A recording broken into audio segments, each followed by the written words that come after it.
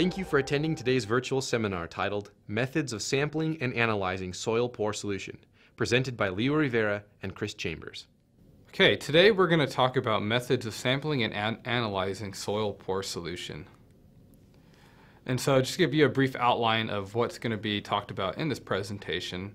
First off, we're going to go into the importance of analyzing and sampling soil pore water. Then we're going to go into tools for sampling soil pore water, and we're going to cover sampler types, material types, and chemical suitability. We're also going to go over vacuum systems and different extraction methods, and also important considerations for proper sampling.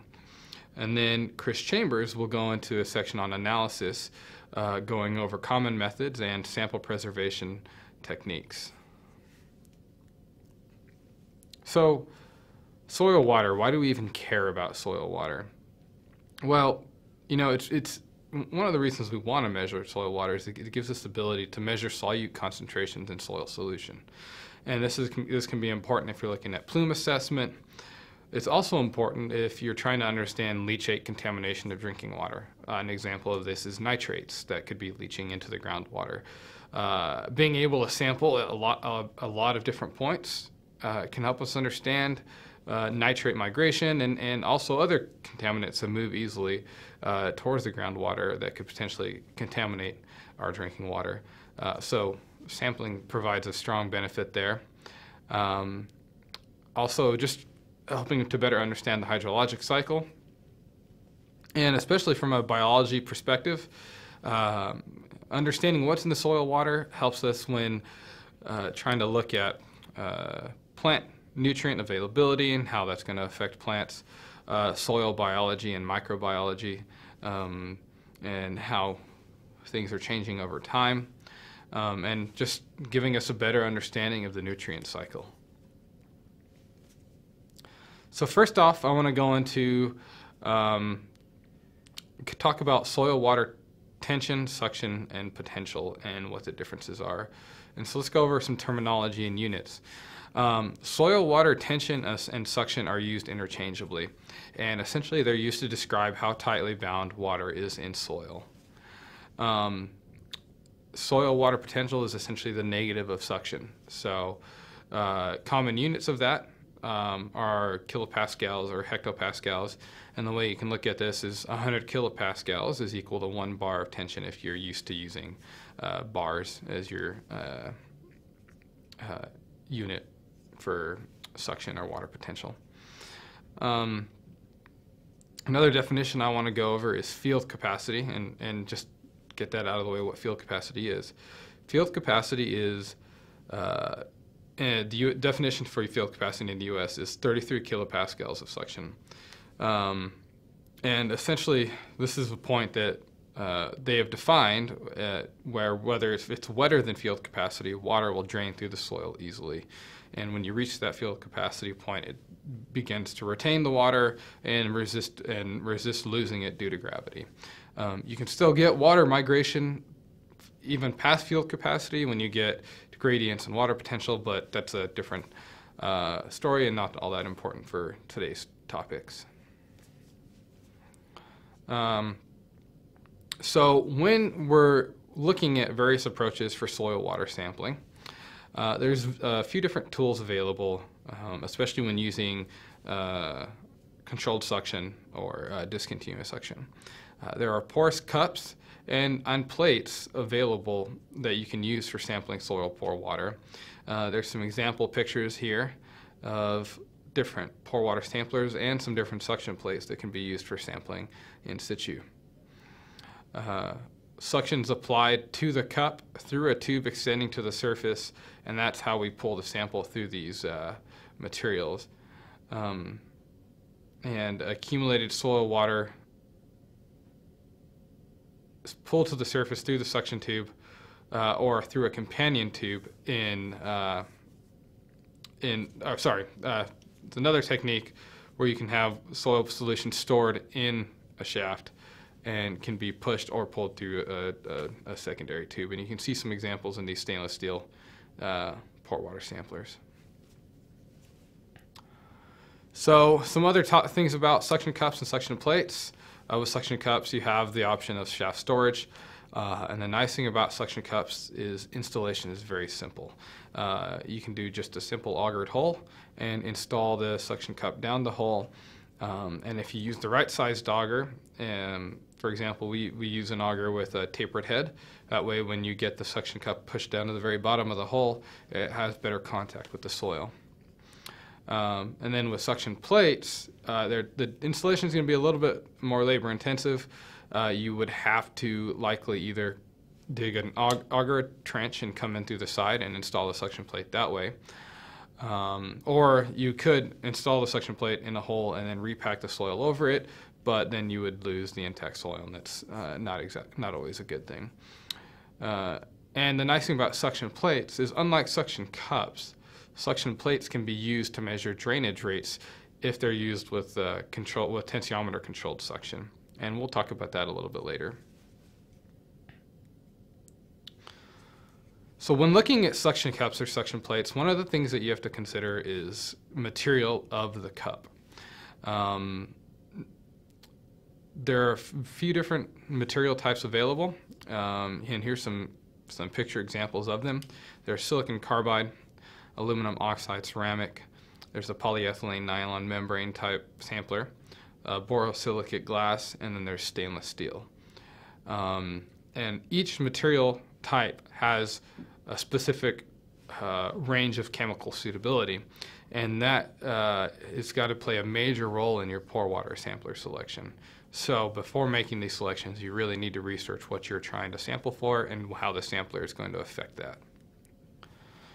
So here's just a short list of some of the different suitabilities for the different types. So with the aluminum oxide ceramic, you can typically sample for nitrates and common organic and inorganic substances. It does have a fairly limited range of chemical suitability. There are some compounds you could have issues with due to bonding with the ceramic. Another type is the polyethylene. And the polyethylene is especially suitable for heavy metals. So typically anytime I'm talking with somebody who's interested in sampling for heavy metals, we typically lean towards the polyethylene nylon membrane. Now that one does have its limitations due to the nature of the material. It can only pull water samples in the 0 to 20 kPa range. When the vacuum goes higher than that, it stops pulling water in, although you haven't reached the actual air entry point of the material. Borosilicate glass is suitable for phosphate and dissolved organic carbon and a few various other compounds. Stainless steel is suitable for your most organic and inorganic compounds. And then there's the silicon carbide is probably one of the newest materials available on the market, and it is less adsorbent or desorbent than ceramic or borosilicate glass. And of all the materials, it probably has the broadest range of chemical suitability. There's still some more work that needs to go into its suitability with heavy metals and a few other compounds, but by far the silicon carbide has the broadest range of chemical suitability.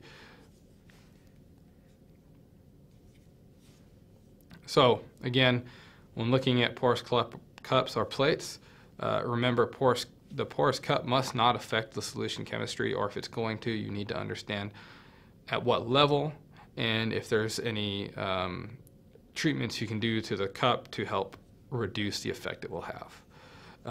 Got to think about absorption of ions and organics and metals. Remember, there is no universal material, although the new silicon carbide cup from EMS is a big step forward, but there's still work that needs to be done to understand its full range of suitability. And it's always good to look back into the literature to determine suitability. And there was a great paper that's referenced here below by Weiermuller. And that's a good place to start if you're wanting to look at suitability of different compounds with different materials. All right, so now let's go ahead and move into vacuum systems and extraction methods. And so we're going to focus on 3 different types of methods. We're going to focus on the discontinuous sampling method, where in this type you would usually use a hand-operated vacuum floor pump or a portable electric vacuum system. Then we'll also focus on the continuous sampling method, where you would use a permanently installed vacuum station for continuous use. And then we'll also focus on tensiometer-controlled extraction, which goes along with the continuous sampling, but then using a tensiometer to vary the vacuum levels as soil water tension or soil water potential changes. So with discontinuous sampling, it's by far the simplest method. You essentially would just come out maybe once a week or maybe after an irrigation event, depending on your project, and apply a vacuum to the bottle, and essentially just walk away and come back maybe 12 to 24 hours later, depending on how wet the soil is, to collect your sample.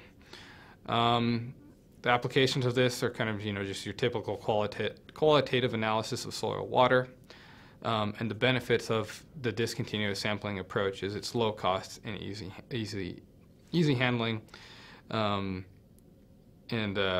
but definitely just the simplest technique to use. And you don't have to worry about protecting electronics or anything when you're out in the field or about leaving electronics protected out in the field for long periods of time, because you're just coming out periodically. The limits of discontinuous sampling,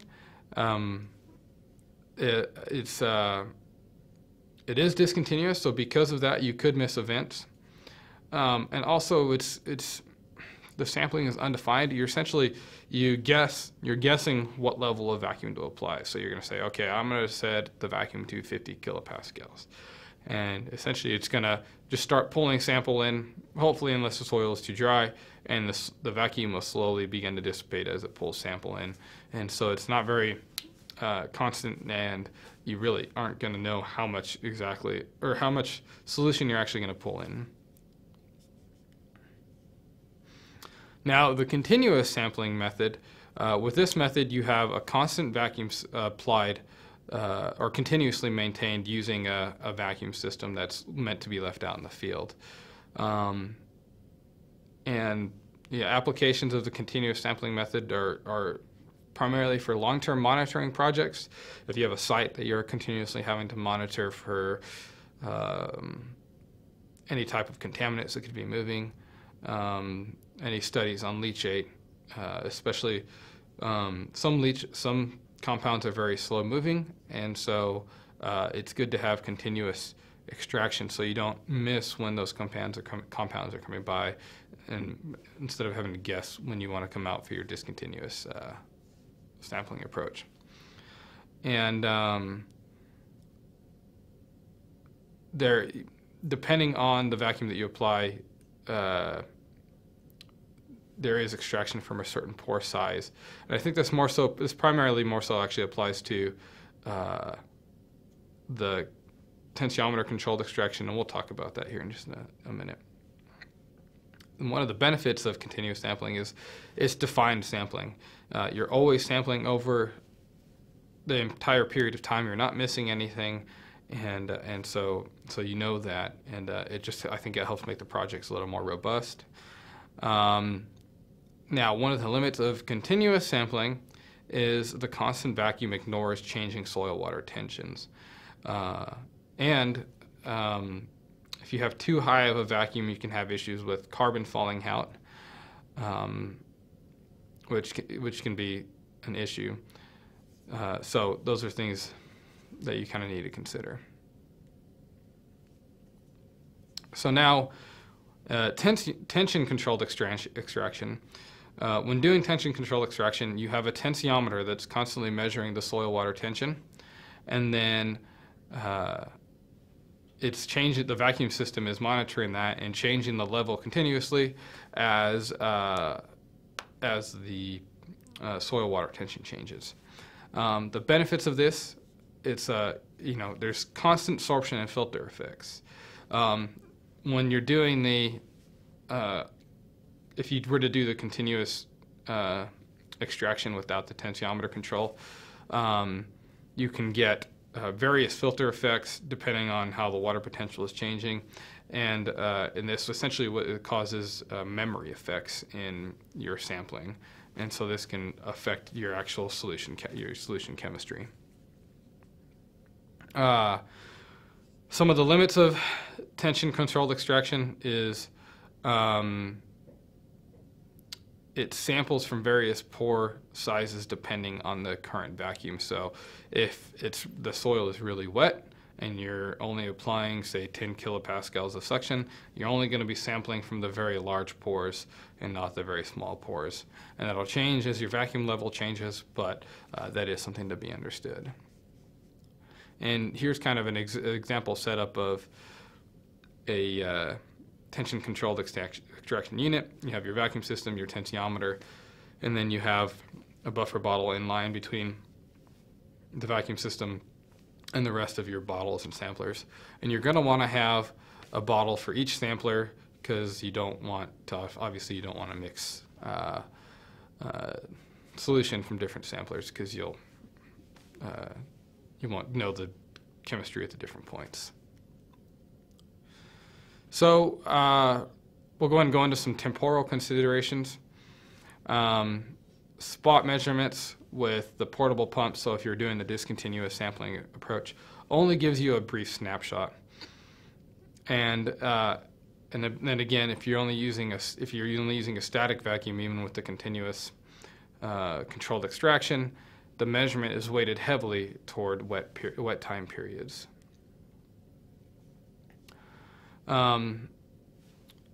Using the controlled vacuum with the tensiometer, the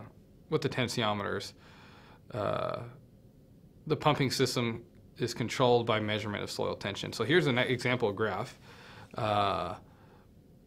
where you can see water potential measurements and the vacuum level changing, and then you see a drop when we get a rainfall event in the suction or in the water potential, and then the vacuum level also drops at the same time to maintain just a slightly higher vacuum than what the water is being held in the soil.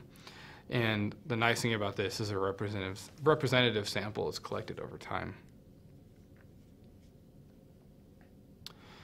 So some considerations that you need to understand when looking at vacuum and how much vacuum you need to apply for soil water sampling.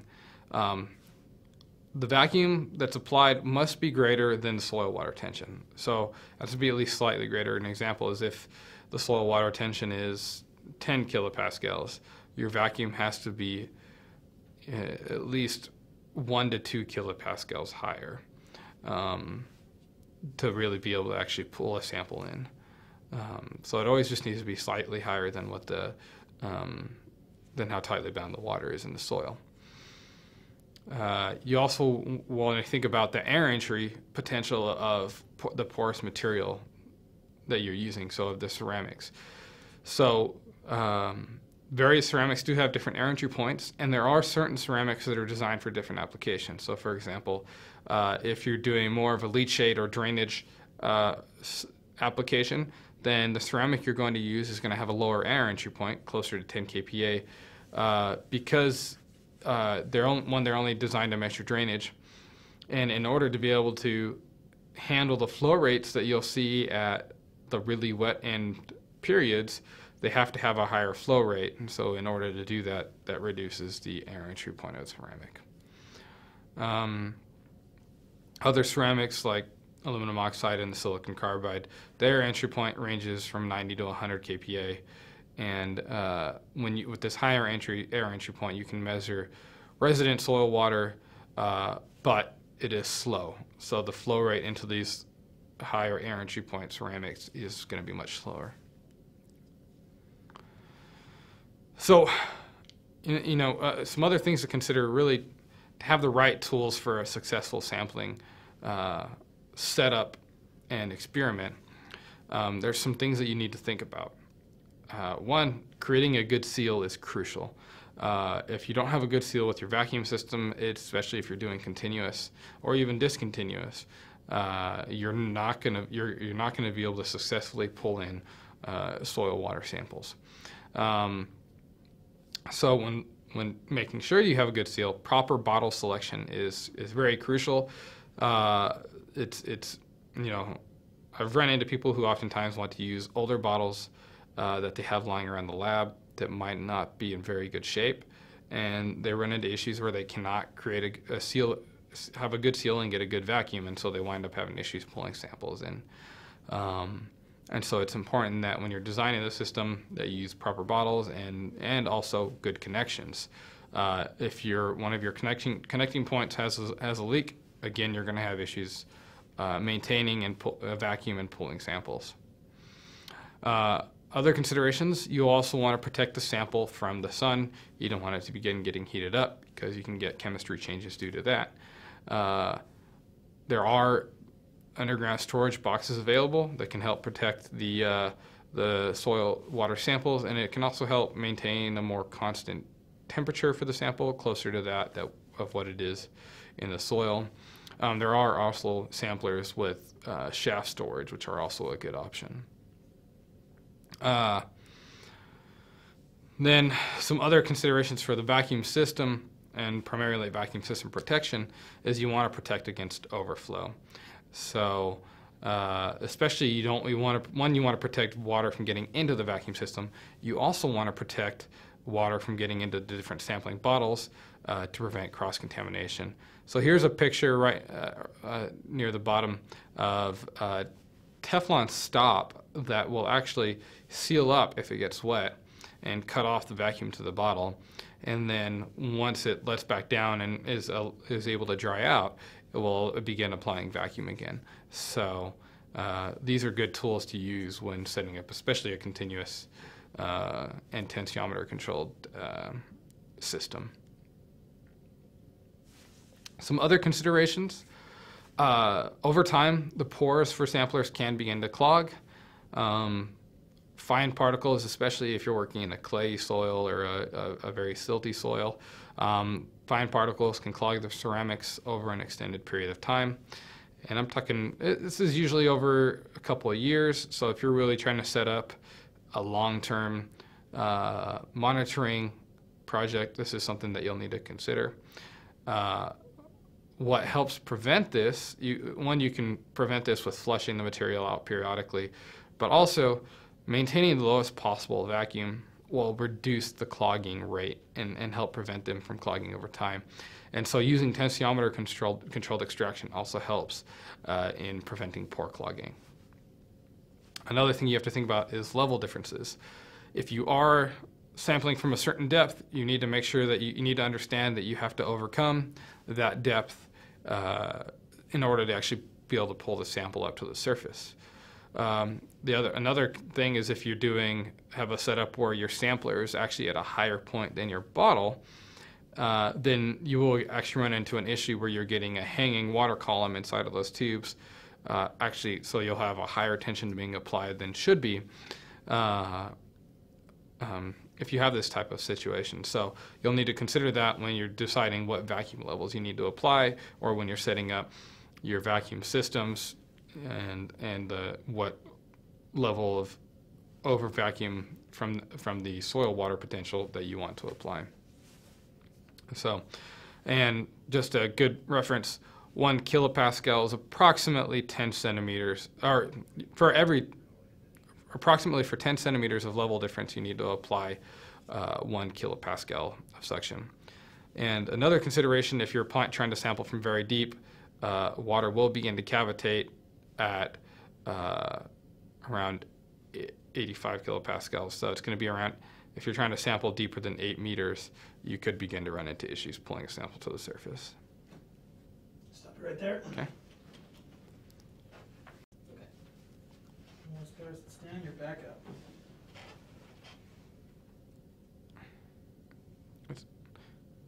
Ready to go? Yep. Okay. No, you're good.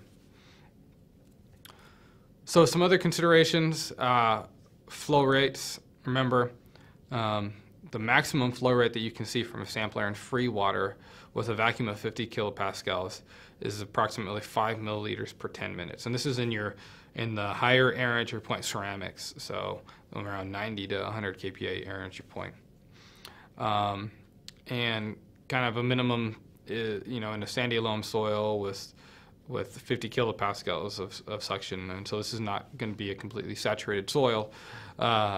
You're looking at around 5 milliliters per hour. So if you're doing discontinuous sampling, you need to remember that when you're making your decisions on when you're going to apply your vacuum and when you're going to come back and collect a sample, especially depending on how much sample you actually need to be able to collect for analysis.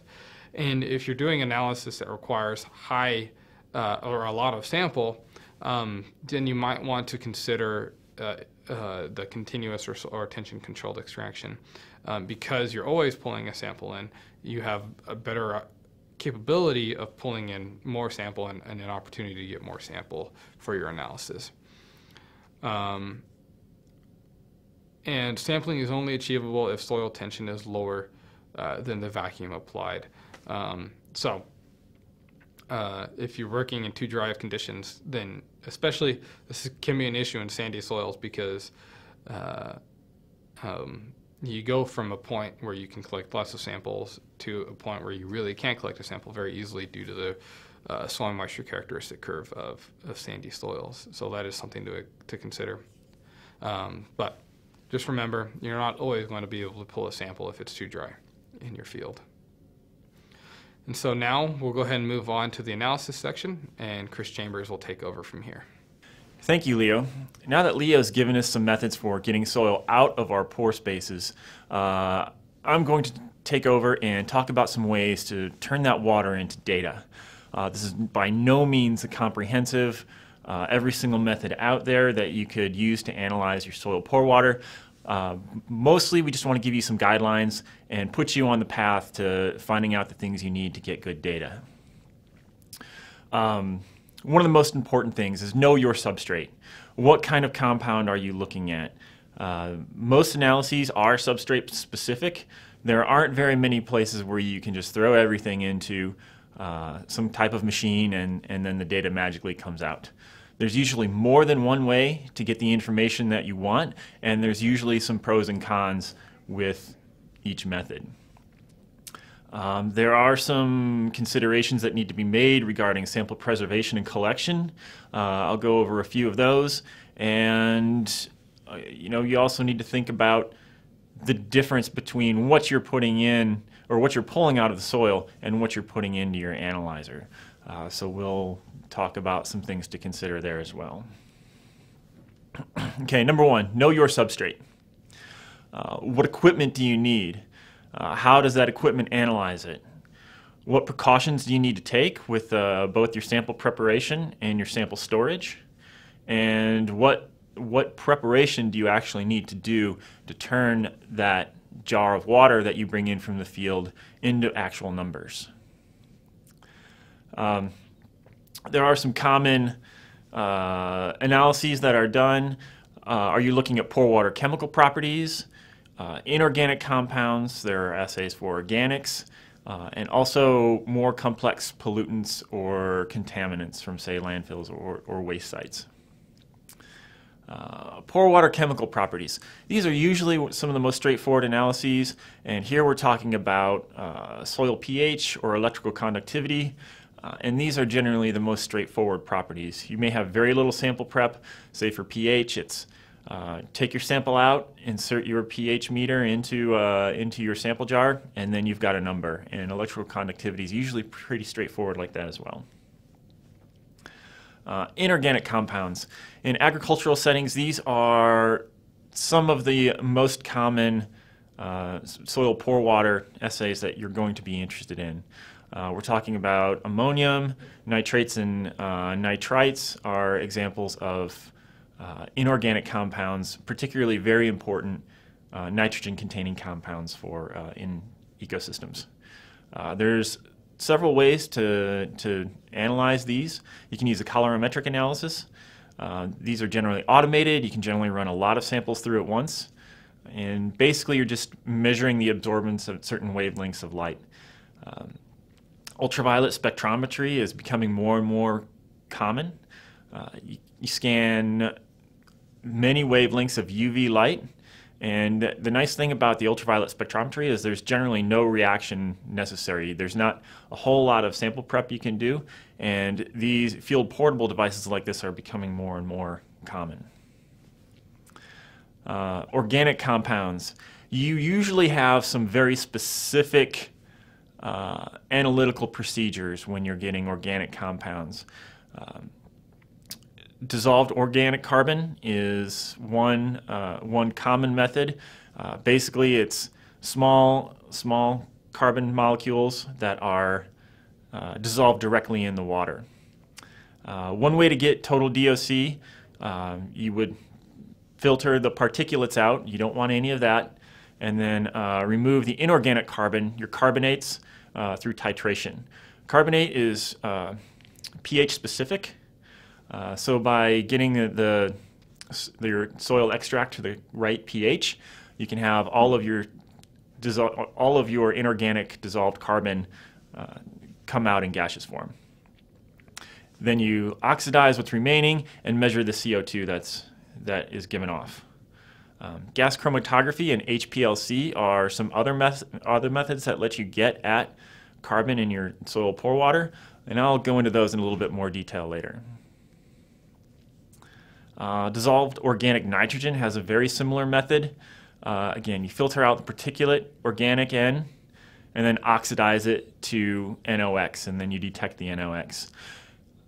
Note, methods like this don't let you get at specific compounds. You're looking at basically any organic nitrogen that's in it, whether it's an amino acid or urea or any other compound. You just kind of take them all.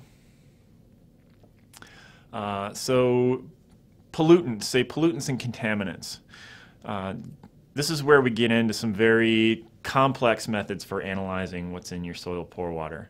Gas chromatography, mass spectrometry, and HPLC are two common ways to get at these. Usually there's a specific procedure available. For example, if you're looking at hydrogen cyanamide, you can detect it through an HPLC procedure. And these are generally available, standard procedures like this are generally available on the web. And hexazianone you can find through a gas chromatography procedure. So just to go into a little bit more detail about this without running through all of the technical details. So you can identify quantities of specific compounds or groups of compounds. For example, if you wanted to measure all of the lipids that are in a that are in some type of sample, you could use this to break out specific lipids. The name pretty much says the method, gas chromatography. So you need to have small compounds that you need to get into gaseous form. So you volatilize the compounds and then extract and concentrate them. And as I mentioned, it generally only works on small compounds like monomers or small polymers. So amino acids, sugars, and saccharides, other things of that nature. You can generally only measure certain suites of compounds at a time. So if you're looking for, say, all of your sugars and all of your amino acids, you would probably have to run 2 analyses. So you may need to collect enough sample to have separate aliquots to run on your different analysis.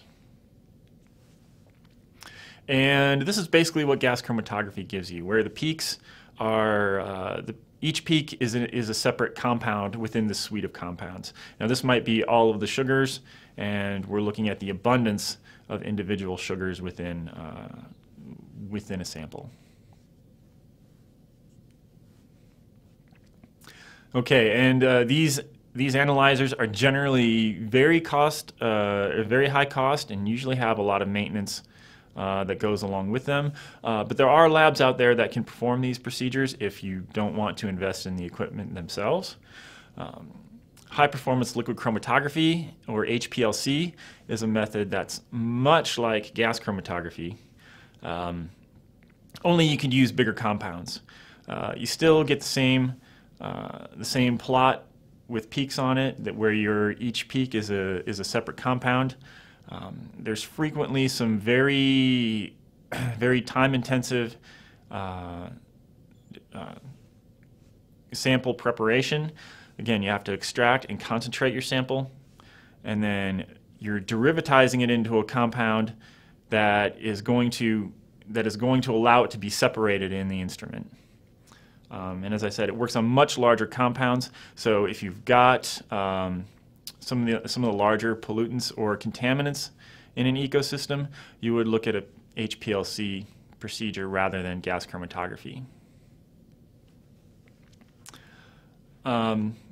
So now there's this question: so your pore water analysis isn't always going to match up with the most common measurement techniques. I'm going to use one example for ammonium.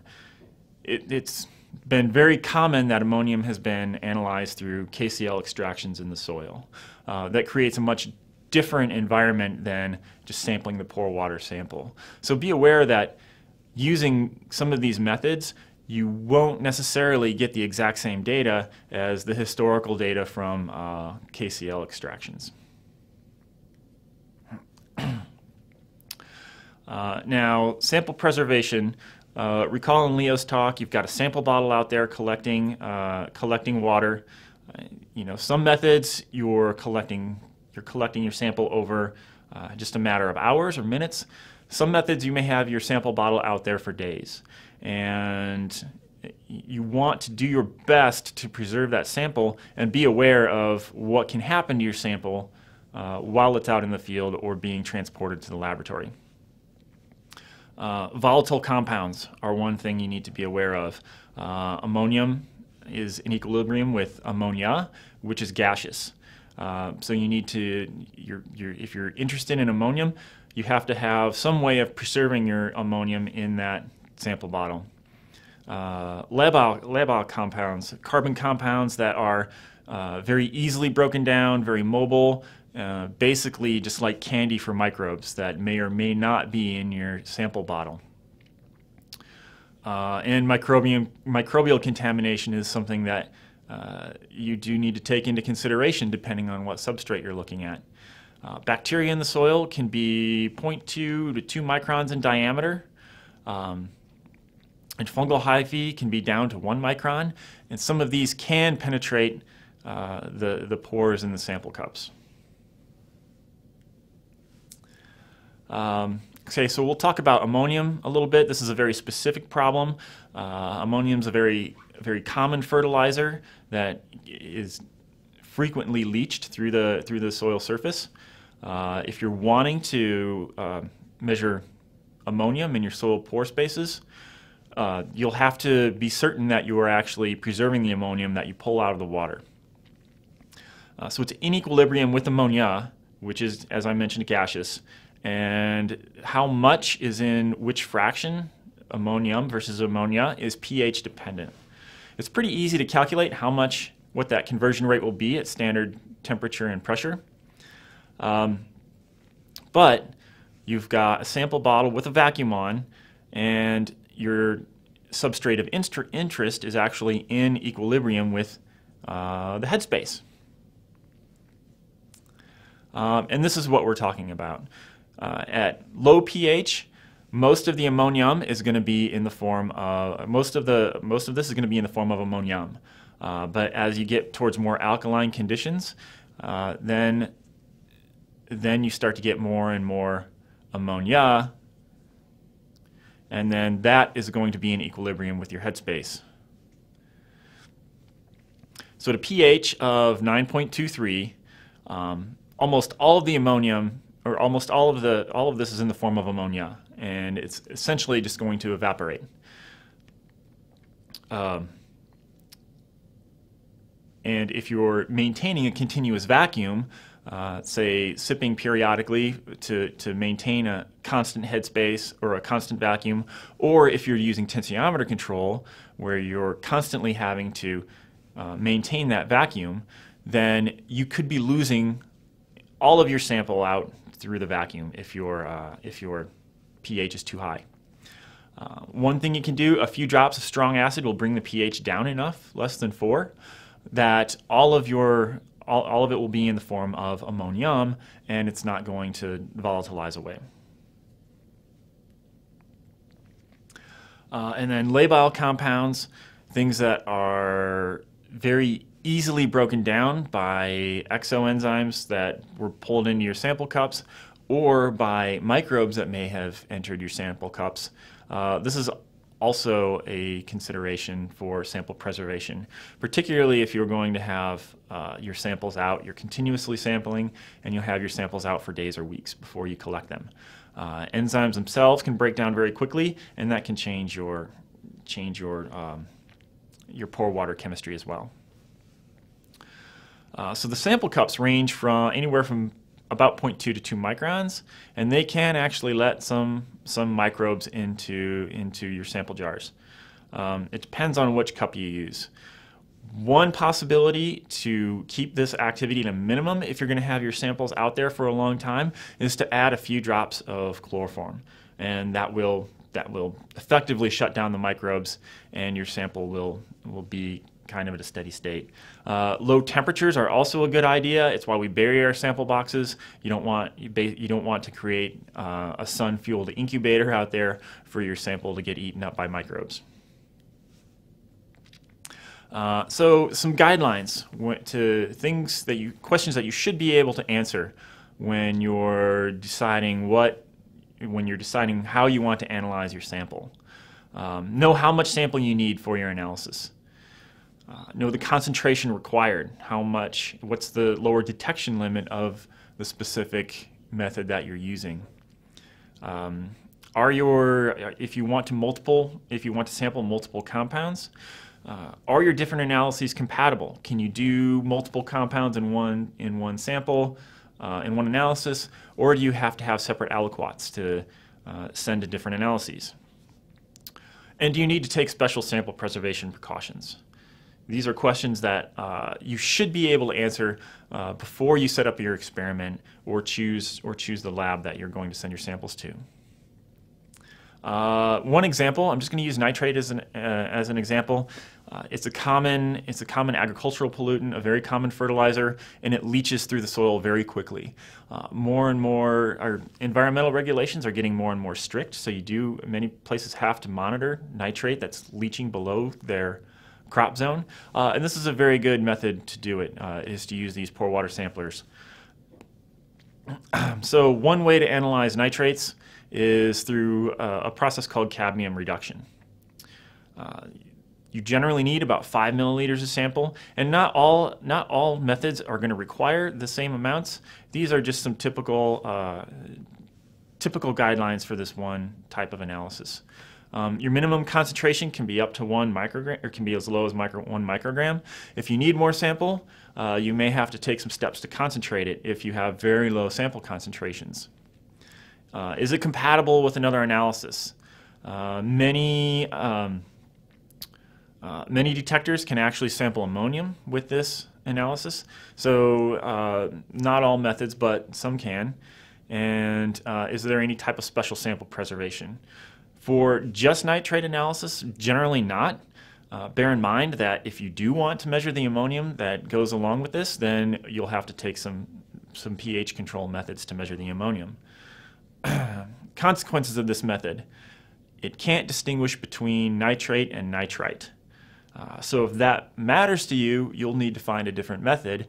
Otherwise, you've gone through all this work, you get your analyses back from the lab, and all of our NO3 is in with our NO2 minus. So these are questions that you need to answer before you set up your experiment and choose a method. The UV spectrometry, I believe, can actually separate ammonium or nitrate and nitrite. So you'll have to tailor your analysis to what you hope to get from your data.